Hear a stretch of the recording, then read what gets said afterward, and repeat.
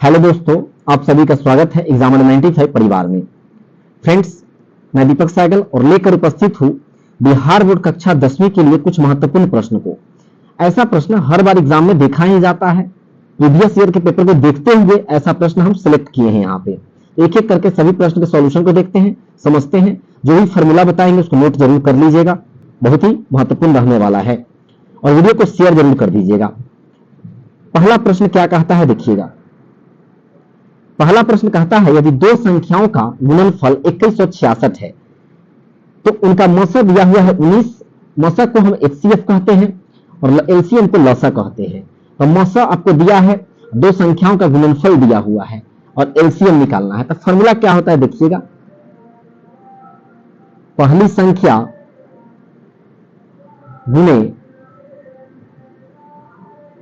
दूसरी संख्या बराबर मौसा गुणे लौसा होता है, यानी एचसीएफ गुणे एलसीएम।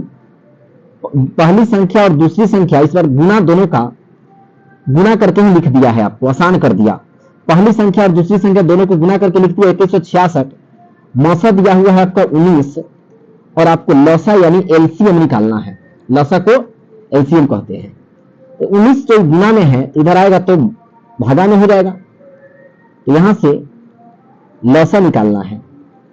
तो आप इसको काटते हैं, जब 19 से 2166 को जब काटिएगा तो आपका आंसर आ जाएगा 114। आपका आंसर आ जाएगा 19 से भाग दीजिए 2166 को तो आपका 114 आ जाएगा।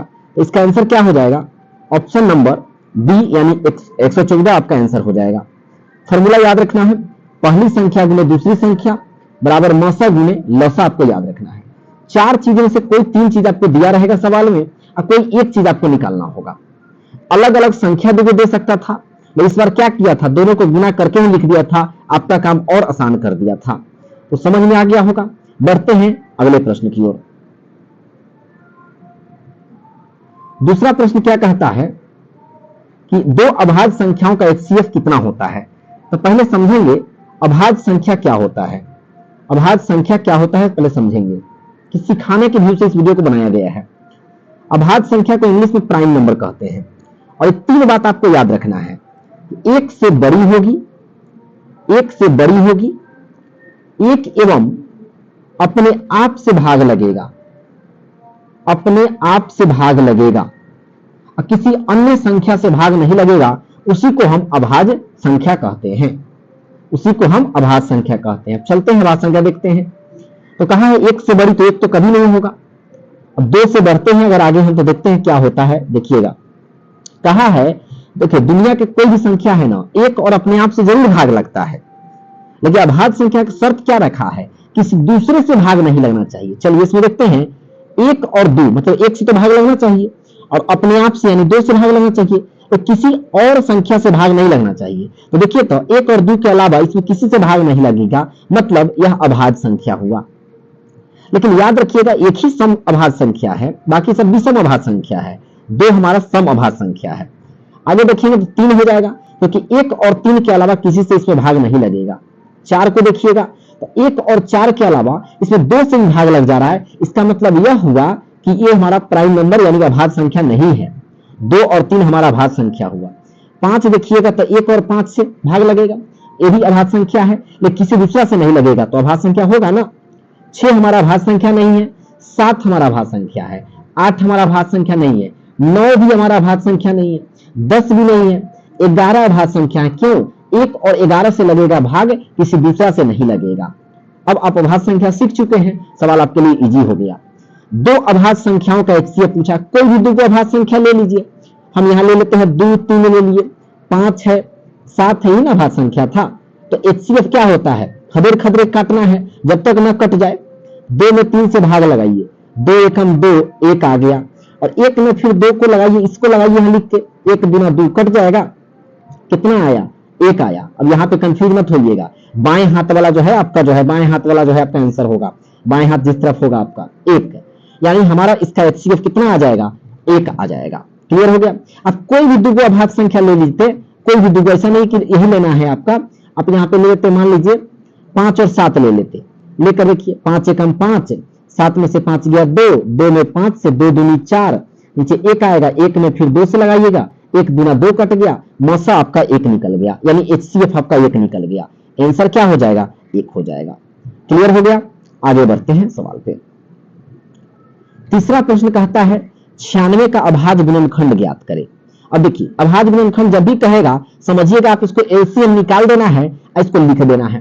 तो देखिए कैसे लिखिएगा, 96 लिख दिए, 2 से तोड़िएगा तो 48 बार में, 2 से 24 बार में, 2 से 12 बार में, 2 से 6 बार में, और अब तोड़िएगा तो 2 से 3 बार में। यही ना आएगा, 2 से 48 बार में, 2 से 24 बार में, 2 से 12 बार में, 2 से 6 बार में, 2 से 3 बार में। देखिए तो 1 2 3 4 5, 2 के पावर 5 हो जाएगा। कैसे आया 2 के पावर 5? 2 को हम लिखेंगे इस तरह से 5 बार लिखेंगे, है ना, लिख दिए 3 2 5 बार। और उसके बाद आपका आया हुआ है वो 3 आया है, तो क्या हो जाएगा 2 के पावर 5, 2 आया है 5 बार, 2 लिख दीजिए, 1 2 3 4 5, 2 के पावर 5 गुने 3, यानी इसका आंसर हो जाएगा ऑप्शन नंबर ए हो जाएगा। क्लियर हो गया आंसर? आगे बढ़ते हैं। जब भी अभाज्य गुणनखंड रहेगा एलसीएम की तरह तोड़कर इस तरह पावर में सजा दीजिएगा, घात में सजा दीजिएगा, आपका आंसर हो जाएगा। चलते हैं क्वेश्चन नंबर 4 की ओर। 2 परिमेय संख्याओं के बीच कितनी परिमेय संख्या होती है? बहुत बार पूछा है प्रश्न, बहुत बार, वेरी वेरी इंपोर्टेंट कहिए इस प्रश्न को। तो इसका आंसर अनंत याद रखिए, अनंत मतलब अनगिनत होगा।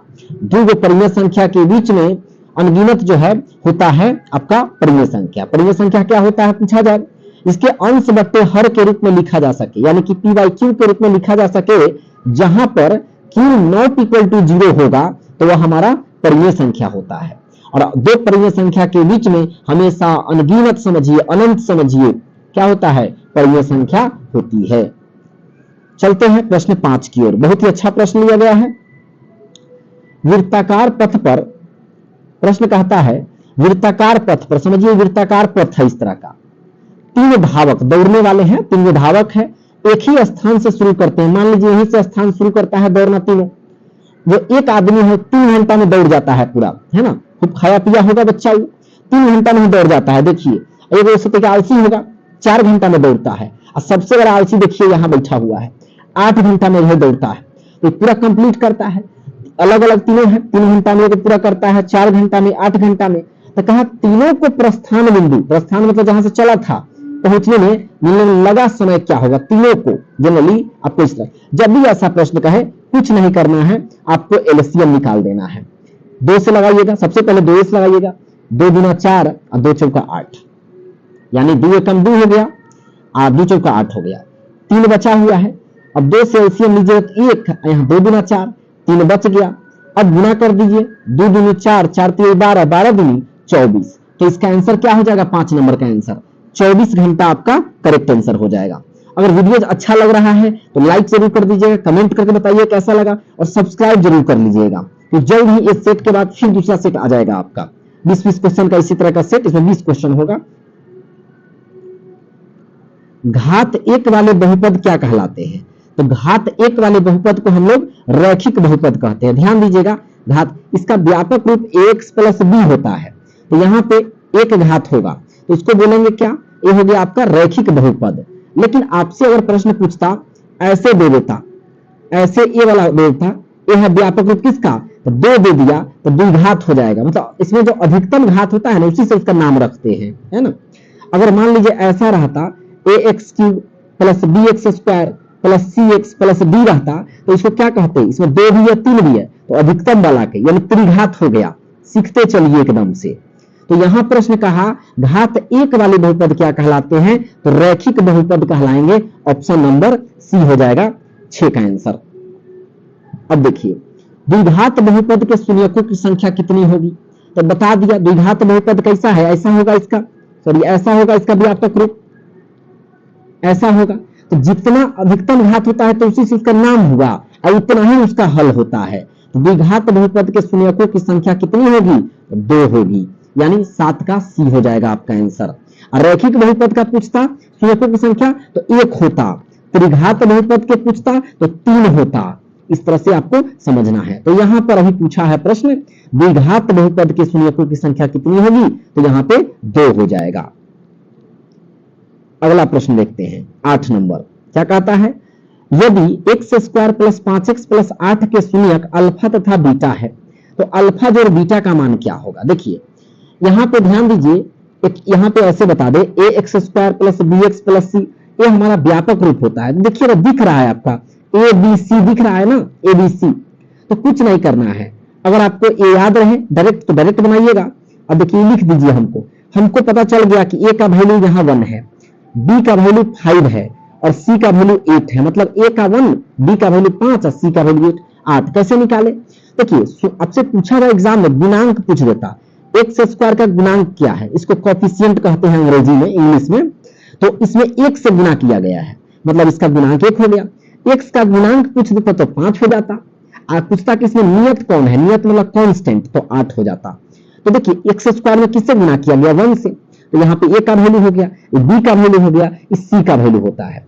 अब जरा देखिएगा, पूछा है आपसे, जब भी ऐसा रहे तो अल्फा जोड़ बीटा बराबर होता है फॉर्मूला माइनस बी बट्टा ए होता है। अब देखिए ए का वैल्यू क्या है, तो लिख लो जरा सा, एक्स स्क्वायर में 1 से गुणा किया गया है, ये ए का वैल्यू है, एक्स में बी से 5 से गुणा किया गया है, बी का वैल्यू है, तो बी का वैल्यू 5 हो जाएगा। अब देखिए क्या कहा है, माइनस बी बट्टा ए, तो माइनस तो फॉर्मूला वाला है तो लगाना तो पड़ेगा। अब बी का वैल्यू कितना है हमारा 5, तो 5 लिख दीजिए, और ए के जगह पर 1 है तो -5 में 1 से भाग दीजिएगा तो माइनस से 5 ना होगा, नीचे 1 का कोई वैल्यू नहीं होता है। तो 8 नंबर प्रश्न का आंसर कितना हो जाएगा, सी। तो परीक्षा में याद कर लीजिए, मूलों का योग पूछेगा आपसे, तो भी यही मूलों का योग मतलब जोड़ना, तो यही फॉर्मूला आपको काम करेगा। मूलों का योग कह दे मतलब अल्फा जोड़ बीटा का लिख के दे दे, चाहे इसी को वाक्य में लिख के दे दे, तो आपको यही फॉर्मूला याद रखना है, मूलों का योग चाहे अल्फा प्लस बीटा, दोनों बात बराबर है। आप ऐसे लिख लीजिए, आसान हो जाएगा आपके लिए, मूलों का योग अल्फा जोड़ बीटा बराबर फॉर्मूला हो गया माइनस बी बट्टा ए। अगर हम फास्ट चल रहे हैं तो वीडियो को थोड़ा पॉज करके ये कर लिए, पूरा कंप्लीट करके जाइएगा। चलिए 9 नंबर सवाल पर चलते हैं। बहुपद x square plus 3x minus 4 के शून्यकों का गुणनफल क्या होगा। तो आपको बता दिए ए का वैल्यू निकालना, यहाँ 1 है, बी के जगह 3 है और सी के जगह पर -4 है। तो याद रखिए शून्यकों का गुणनफल कहिए, शून्यक हो गया द्विघात के लिए अल्फा बीटा, अल्फा बीटा बराबर होता है सी बट्टा ए होता है। तो सी के जगह कितना है -4 है और ए के जगह आपका 1 है, तो क्या निकल कर आएगा, तो -4/1 यानी कि -4 आपका आंसर हो जाएगा। 9 नंबर आंसर का ऑप्शन सी हो जाएगा। ऐसा गलती ना करिएगा एग्जाम में कि -4 निकाल लिए आंसर, मार देंगे 4 वहां हड़बड़ी में, तो ऐसा नहीं करना है, ये सभी नंबर आपका घटता है। आसानी से मैथ में आप 80 से 85 90 स्कोर कर सकते हैं आराम से, हंसते खेलते। चलिए आगे बढ़ते हैं, फॉर्मूला याद रखिएगा, शून्यकों का गुणनफल कहे तो उसी को अल्फा इंटू बीटा लिख सकते हैं, बराबर सी बटा ए होता है। अब देखिए हर टाइप का क्वेश्चन रखा गया है ताकि आपका जो है हर टाइप का कंप्लीट हो जाए। किसी द्विघात बहुपद के शून्यकों का योग मतलब अल्फा जोड़ बीटा का वैल्यू आपको दिया है -3 और गुणनफल मतलब अल्फा गुने बीटा का वैल्यू दिया हुआ है 2। तो पूछा है द्विघात बहुपद क्या होगा। सुनिए द्विघात बहुपद को कैसे फॉर्मूला लिख लीजिए, फॉर्मूला आसानी से बता दे रहे हैं। द्विघात समीकरण बराबर लिखेंगे, द्विघात समीकरण बराबर x square minus alpha plus beta x plus alpha into beta. एक स्ट्रक्चर है, फॉर्मूला है ना, फॉर्मूला है ये, तो इसमें बैठा दीजिए आपका आंसर निकल गया। एक्स स्क्वायर माइनस अल्फा जोड़ बीटा यही ना दिया हुआ है, शून्यकों का योग -3 लिख दीजिए एक्स प्लस अल्फा गुने बीटा, इसका वैल्यू गुणनफल 2 दिया हुआ है, हो तो गया, अब बिना काम के बढ़ते रहते हैं, minus minus plus 3 x plus 2 हो जाएगा।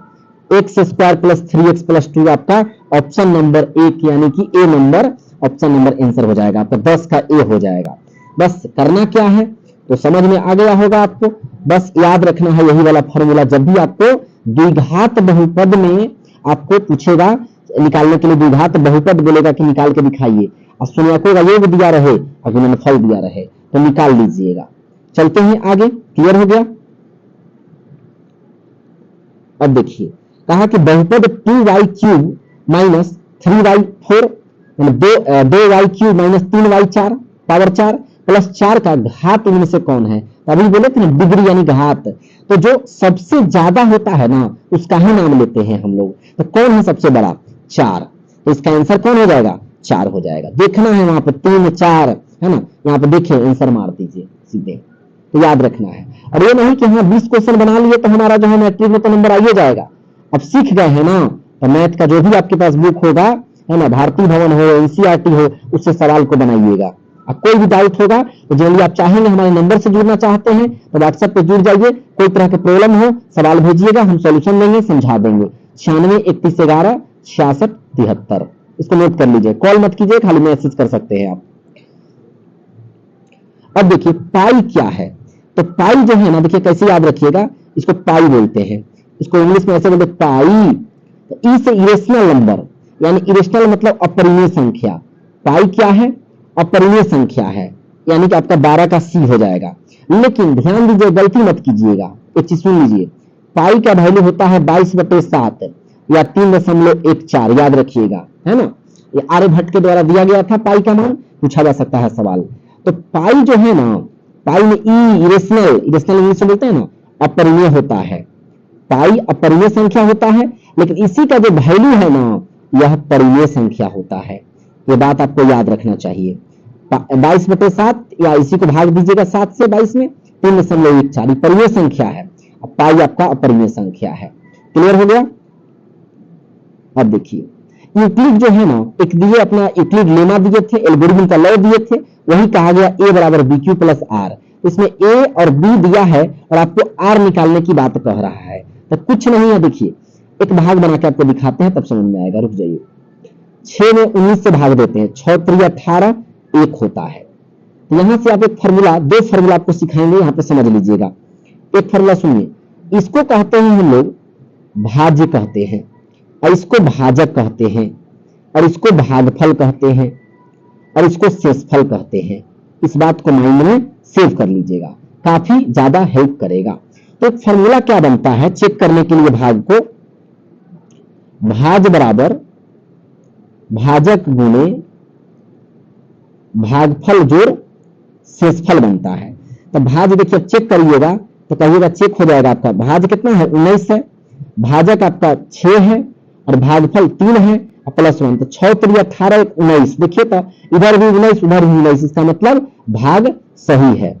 अब देखिए जो यूक्लिड क्या किए थे, यूक्लिड कुछ नहीं किए, बस नॉर्मल काम किए। इसको a मान लिए और इसको b मान लिए, इसको q मान लिए और इसको r मान लिए, ठीक है। तो एक फॉर्मूला क्या बना देखिए, तो भाज के जगह पर a लिख दीजिए, भाज की जगह a है, भाजक की जगह b है, और भागफल की जगह q है, और शेषफल की जगह r है। तो बना ना a बराबर बी क्यू प्लस आर, तो दोनों फॉर्मूला समान है, हिंदी में है, इसको कोडेड वर्ड में है। तो देखिए आपके सवाल में कहा, अभी बताए, यहाँ पे a रहता है, यहाँ पे b रहता है। तो a का वैल्यू दिया हुआ है कितना? 72, और b का वैल्यू 9 दिया है, तो 9 8 72 काट दीजिए, काट दिए। यही ना q होता है और ये r होता है। तो आपसे क्या पूछा है? r का वैल्यू। r देखिए तक बचा कुछ हो? पूरा पूरा कट गया ना, r पूरा कटिए गया तो कुछ बचवा नहीं किया, ना बचा मतलब लड्डू, मतलब जीरो, जीरो इसका आंसर हो जाएगा। समझ में आ गया? आगे देखते हैं। 14 नंबर प्रश्न कहता है क्या, इस बात को समझ के रखिएगा, ये आपका नियामक ज्यामिति, जो कोऑर्डिनेट ज्योमेट्री कहते हैं, वहां से सवाल आया है। ध्यान दीजिएगा, इसको x कहते हैं, इसको x डैश, इसको y डैश कहते हैं जनरली। याद रखिएगा इसमें प्लस प्लस होता है, पहला में प्लस प्लस होता है, यहाँ पे माइनस प्लस होता है, और यहाँ पे प्लस, यहाँ पे प्लस, यहाँ पे क्या होता है? थर्ड नंबर में माइनस माइनस होता है, यहाँ पे आपका माइनस माइनस होता है, याद रखिएगा माइनस माइनस, और यहाँ पे प्लस माइनस हो जाता है।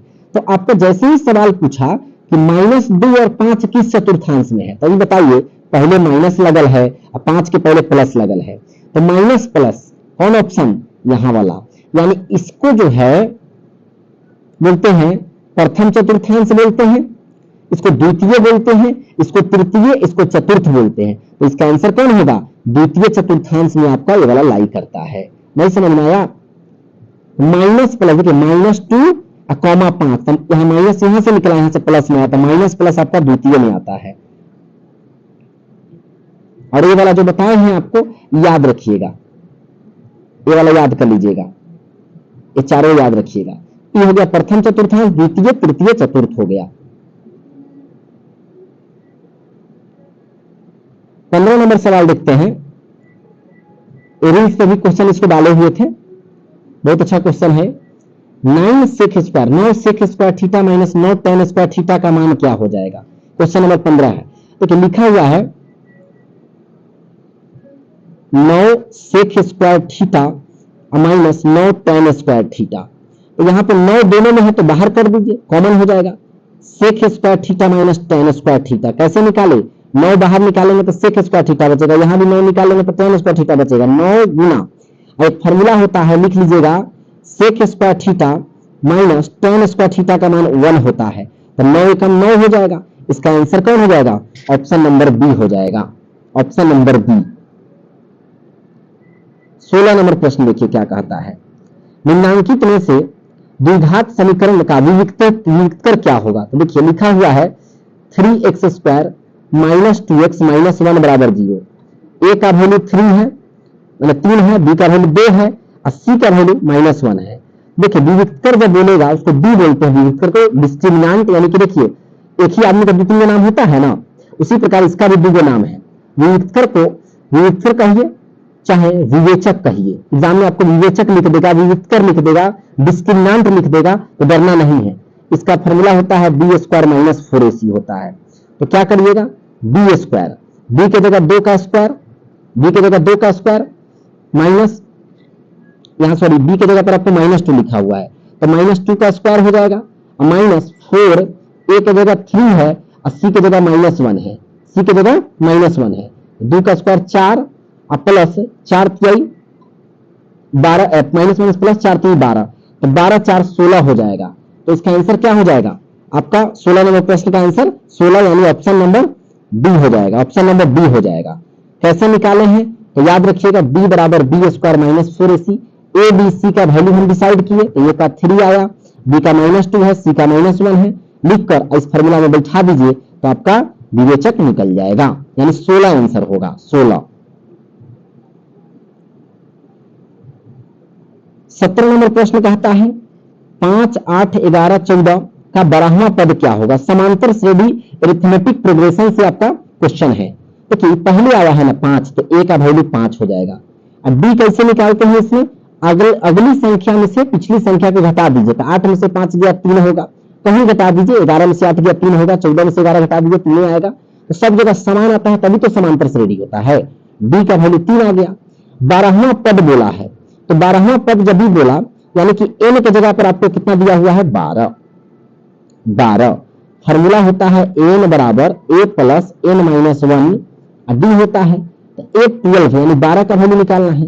a की जगह 5 हो जाएगा, n की जगह 12 माइनस 1 और d की जगह पर दिया हुआ है 3, तो 5 प्लस 12 में से 1 गया तो कितना हो जाएगा? 11, और 11 3 33, तो 33 और 5 जोड़ दीजिएगा तो 38, यानी कि आपका 17 का बी नंबर आपका आंसर हो जाएगा 38।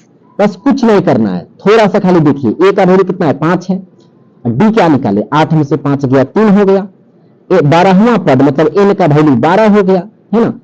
an बराबर a plus n minus 1 into D.